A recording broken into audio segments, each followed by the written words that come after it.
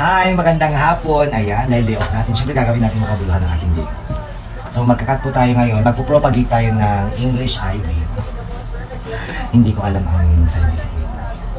Kasi eto, pag nabuhay daw to, since galing ko kay Kuya Dan, pag nabuhay, syempre bibihin niya sa akin. Pera-perahan lang, mukhang pera tayo. Gagawin tayo ng tupiera. Kuha ka ng isa sa hangin. Walang shape yun. Dapat sana yung mga may shape yung pabilog na ganyan. So after po natin mag ganito, we have to remove the leaves po nakatouch. Ay, yung talagang maano sa tubig. Kasi hindi siya. So 20 reals bawat tubo nito. So pag nagka tayo ng 10, may 100 reals na. Pero mahal to, di ba? 102. 100 to ang isa.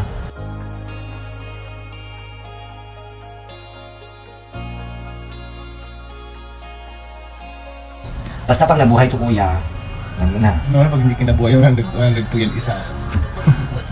Pero mas ano ako, kampante ako na mabubuhay to. So, mga kaibigan, usapan tong matino ha. Nakapost ito, sinasabi ko sa inyo. Hindi na kailangan ng mga evidence. Medyo brown ng konti.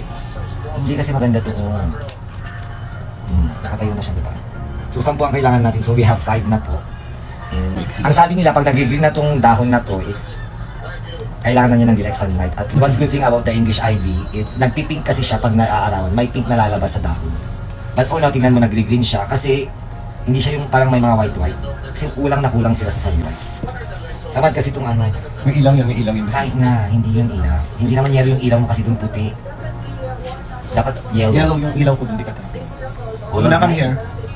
Gusto ko kunin ko sa'yo, pakita ko sa'yo, halika. Yung yellow yung nasa lampshade. Ito naman kailangan.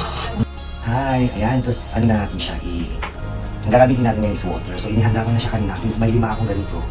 Kasi pag sa tubig, it only takes like 20 days para mag-ugat. Pero pag sa soil kasi or sa sand, sa lupa, it takes 35 days bago siya magkaroon ng ugat.